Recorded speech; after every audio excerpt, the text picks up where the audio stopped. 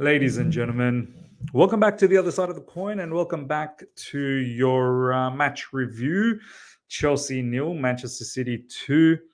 Look, I'm not going to come here and rant. I'm not going to come here and create a whole heap of fuss and overreact. Look, the bottom line is we've got a lot of hard work. We've got a lot of hard work to do, ladies and gentlemen. Chelsea Football Club needs to get better in many departments, whether it's in attack, whether it's in midfield, whether it's in defense, in many different areas of that field. We need to be better. More than anything, we have to be better off the ball. We need to, if you look at the way Manchester City players, look how hard they work. Jeremy Doku, Kovacic, ladies and gentlemen. Wow.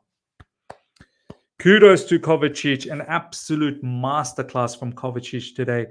In midfield, he was dominant with the ball. He was dominant without the ball. The amount of interceptions, the tackling, and he absolutely breezed past our 200 million midfield to score that goal. So much to talk about. Look, first of all, I just want to say, we as a fan base, we have to be patient. I know this is the third season under the new ownership. How can we ask for patience? It's outrageous. It's blasphemy. I get it. I absolutely understand it. But the reason I'm saying we have to be patient is because of the new manager. We can't just be asking for the world after one game. After one game, we have to realize this is the first game of the season. New manager, new philosophy, a lot of things that will take time to click. I've said it from the get-go. It's going to be very difficult the first few fixtures. Very difficult because this type of football, the way we want to play, how we want to build up from the back, what we want to do in midfield, what we want to do in attack, it's going to take repetition. It's going to take a lot of hard work in training. As I said, more than anything, I need to see Chelsea Football Club without the ball, showing that desire and hunger to win the ball back, not being ruthless, not ruthless, not being reckless, not being erratic like Caicedo is at times, but more decisive when winning the ball back. So yeah, look, ladies and gentlemen, from the get-go, a lot of players that did not participate in this game. There was a little bit of drama in regards to Raheem Sterling from the get-go. There was a statement that was out from Raheem Sterling's camp, which now apparently Raheem Sterling's camp again has come out and said that that's not a statement that was written up today. That was a statement that was provided to Mail when they might have done an interview not that long ago. And Mel just found a perfect opportunity to release that statement today because Raheem Sterling's not in the squad. So, yeah, this is what news publications, journalists, this is what they do, man. They get a story from you. They wait for the right opportunity to drop it to get the most likes. Today was the best opportunity. Raheem Sterling not in the squad. Time to put in that statement. Everyone found that statement very odd. After one game, you're dropped. This is the first game in the new season. You're coming up with statements. Calm yourself down. Look, apparently that was not the case. The statement was not for this match. Anyway, look, the bottom line with Raheem Sterling is that I think the message is clear that he's surplus to requirements and he needs to move on. Same goes to Ben Chilwell. Same goes to Kani Chukwuemeka. All of these players were not part of the squad. I think Desasi was also not part of the squad as well. Maybe a message for Desasi as well. The lineup is pretty much what I had, what I wanted in my review. If you guys have seen my review, you would have seen that the lineup is pretty much what I wanted, except the fact that Raheem Sterling was out of the squad. I had Raheem Sterling starting at the left side and Nkunku starting as a striker because I thought Nicholas Jackson not ready. Now, Let's start talking about the match and then we'll talk about the performances. Look, the match, for me, it's clear to see. It's a bit of a mismatch, man. Honestly, Man City levels above. Yeah, we had our moments in this game. It wasn't all just one-way direction. We had our moments. We should have scored maybe a couple of goals if we had been a little bit more clinical up front. And we'll get to the individual performances, especially Nicholas Jackson up front and a few other players as well. But you can see one team who's been working under a manager for a very long time, very well drilled, and they know exactly what needs to happen in terms of movement. They are never static. Whenever one of their players have the ball, everyone else is moving around, giving options for passes. And when they don't have the ball, they are so ruthless and so clinical in winning the ball back quickly. And if they don't win back quickly, they defend very well. In transition, they defend very well. As I said, hard work from Doku. Doku was, if for me, man of the match was Kovacic. But if it wasn't Kovacic, then 100% a close second is Doku, who was sensational. Savinho was also absolutely ripping apart Kukurea on the right side. Savinho is going to be some player, man. But standout player for me, ladies and gentlemen, was Kovacic. 100% Erling Haaland wasn't trembling, looking at Kukurea. He got his goal, and we're going to come to that defense as well. Very, very flimsy, very shaky when we're defending Levi Colwell and Wesley Fofana. Got to be a lot more tighter.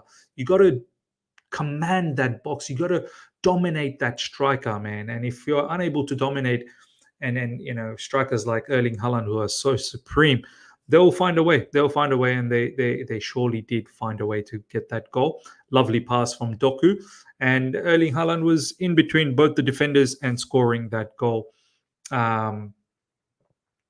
And yeah, he probably could have scored a second one, to be honest. He probably could have scored a second one. But yeah, as I said, their standout player for me was Kovacic. Kovacic is the role model. Like if our midfielders, and we're going to get to the personal performances now, our midfielders need to really look at Kovacic's performance with the ball and off the ball. And that is exactly what is required in the Premier League. That immense work rate from Kovacic in this match was unbelievable. It didn't look like they missed Rodri one bit. 100% it didn't. And that's a big testament on Kovacic. The fact that they did not miss Rodri one bit. It just shows what level of performance was got from Kovacic. Now, in regards to us, ladies and gentlemen, let's start from the top. Nicholas Jackson, look, the same continues. This season, look, I'm not going to be too harsh on him first game, but this season needs to change. I need to see a lot better decision-making up front. I need to see a lot more clinicality up front. A couple of times, he had a header that went straight to the goalkeeper as well. He had a shot that went straight to the goalkeeper as well. Final third decision making, he did a back heel in the first half to no one, and then so many moments where there was a pass there, he doesn't make that pass. So the classic Nicholas Jackson of last season continues, and that cannot continue this season. It must get better. I understand why we're in for a striker, because Nicholas Jackson, you have to be a lot better. On that left side, Nkunku, look, for me, Nkunku is not an out-and-out winger, so this is a problem. I think Nkunku can play as a second striker, inside forward, potentially a striker, potentially as someone who can play as an attacking midfielder. But as an out-and-out winger, you need 1v1 quality, which Nkunku doesn't possess all the time. Pedro Neto is someone that I want to start seeing more. Pedro Neto, obviously, coming off the bench, was a little bit rusty, and we'll get to that. Nkunku, not good enough. Cole Palmer definitely wasn't good enough. Another one who on that right side, look, he can definitely play on that right side, and Malo Gusto was providing him the support. But another particular player who's not well versed in 1v1. But look, I don't mind Palmer playing on that right side, but this particular game, Palmer had an absolute stinker. Then again, it's his first game. He's only recently come back to Chelsea in training from Euros, so I'm allowing for a little bit of a leeway. Next up in midfield, Romeo Lavia for me, the standout. The standout midfielder for us was Romeo Lavia. He was everywhere. He was there off the ball, covering, recovering defense, intercepting, tackling, with the ball, very good with the passing. He was the 100% standout midfielder, and kudos to Romeo Lavia. It's going to be very difficult to dislodge Romeo Lavia from midfield. If anything, you continue on with Romeo Lavia, and yeah, he plays really well as the deepest midfielder. It's a bit of a conundrum because Enzo Fernandez also plays really well as the deepest midfielder, but right now you cannot dislodge Romeo Lavia. Everyone was a bit upset. Even I was a bit upset seeing Romeo Lavia being substituted off, but I think maybe some level of caution was being used. He's missed out on an entirety of last season, and we want to just make sure that Romeo Lavia doesn't injure himself first game of the season. So maybe that's why we took Romeo Lavia off. Probably could have taken Enzo Fernandez off and put someone like Madueke or even Pedro Neto a little bit earlier on. Pedro Neto came on because of Nkunku coming off, and maybe it's the same reason why they took off Romeo Lavia. Is probably the same reason why they took off Nkunku as well, just being cautious, knowing that Nkunku hasn't played a lot of football as well. So look, standout for me, Romeo Lavia. Caicedo not happy as well, man. Caicedo still rusty. needs to be a lot better. It's his erratic, off the ball defending. Like when he defends and he lunges into tackles, that's what really scares me. And even with the ball, it's got to be a lot better, man. Overall, Kaisida's just got to be better. The work rate's got to be better, and we as a unit we need to be a lot more. Need to show a lot more hunger to win the ball back. I don't think we show enough hunger. Enzo Fernandez, ladies and gentlemen, huge problem for us in midfield. Huge problem.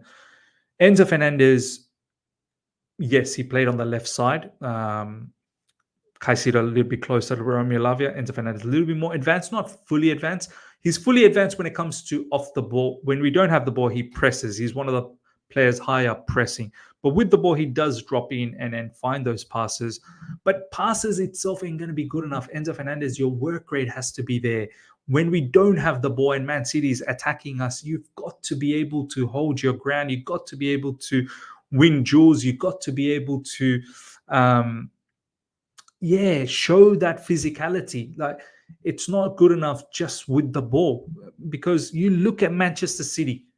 In order to compete in this level, it's not just good enough on the ball. You have to be so good on the ball. You've got to be a well-rounded player like Kovacic. It's an embarrassment that Kovacic literally just zoomed past Caicedo and Enzo Fernandez in the second half to score that brilliant goal. Few people are saying, oh, Kovacic used to score that kind of goal for us. Yeah, look, he did. He scored bangers, but his shooting technique wasn't great. This game, there were twice he took when he took a shot in the first half that hit, that was blocked. And then this one in the second half was a very, very good, shooting technique. And look, Enzo Fernandez for me is a huge problem. Give me 1 second, guys. I'm just actually getting my thumbnail ready. Score missing. Yeah, so ladies and gentlemen, Enzo Fernandez, when Romeo Lavia was taken off and he started playing a bit deeper, he looked better. But as I said, if Romeo Lavia, is going to start all the time, we need to have the balance, because I feel like now Enzo Fernandez is probably not the right balance. I'd rather go with Romeo Lavia, deepest midfielder, Caicedo, and Keenan Dewsbury Hall. Maybe that provides a better balance as opposed to Enzo Fernandez. But it is going to be a problem. Only when Romeo Lavia is probably not playing, then Enzo Fernandez can play as the deepest midfielder. But even then, if he's playing as the deepest midfielder without the ball, it's got to be a lot better from Enzo Fernandez, because the opposition, yes, it's Man City, quality opposition, but believe me, I've seen enough football in the Premier League, season in, season out. But obviously start of this season, every team is good. Every single team is good. And you cannot get away with lethargic work rate. You're going to get done. In defense, ladies and gentlemen, both our fullbacks, they did get done. And both of them had moments of, good defensive moments. But similarly, they got done. Malo Gusto got done by Doku many times. And there's been times where Malo Gusto has been very good on Doku as well. Cucurella was actually taking care of Doku until they swapped, and Savinho came on that right side and absolutely destroyed Cucurella. Cucurella had to go off because of cramps. Hopefully it's not major. But both of them, to be honest, got cooked by the opposition fullbacks. Foden, when he came on in the second half, didn't really do much on Cucurella. In terms of the two CBs in the middle, Levi Colwill and Wesley Fofana. Wesley Fofana overall had a better game. Levi Colwill, look, he's not filling me with a lot of confidence, man. Levi Colwill, the way he defended against Haaland in that first goal, he should have done a lot better to close that down and make sure Erling Haaland doesn't get that goal. And also for the Kovacic shot, he should be closing Kovacic down. Even though Kovacic zooms past the midfield, he needs to be there to cover it and make sure Kovacic doesn't get that shot through. So look, Levi Colwill disappointing. Wesley Fofana as well culpable for the first goal, that we conceded. And now coming to Maresca, ladies and gentlemen. Subs, I wasn't very impressed. I think we could have done differently. Subs, Madueke is a particular player we could have introduced and allowed to see what he can provide 1v1 on that right side, but we didn't do that. And of course, we need to work hard. Maresca needs to drill these players and needs to work so hard on them in the training ground, because yeah, the levels between us and Man City is a lot. So yeah, look, ladies and gentlemen, I'm not gonna be coming here, as I said, ranting and be overly upset. I'm disappointed we lost. I wish we were able to get a draw. We had chances to equalize at 1-0, but we didn't take that. And yeah, this is not a crazy shocking result. It's Manchester City. They're the champions. They've got immense quality. Let's see what we can do from here on in. But yeah, we have to improve. We got to get better. Next game is in the Conference League against Servette from Swiss team. We need to win that, and then Wolves game is not going to be easy. Believe me, it's not going to be easy. But we need to win that. We need to show the development. 100% we need to show the development. So yeah, ladies and gentlemen, let me know your thoughts about everything we saw so far. Let me know your feelings. Don't hold back. If you need to rant, then rant. And if you feel like you saw some positives as well, then comment below. Smash the like button if you're here for the first time. Subscribe, hit the bell notification to stay in touch with all my content. Until next time, take care. See ya.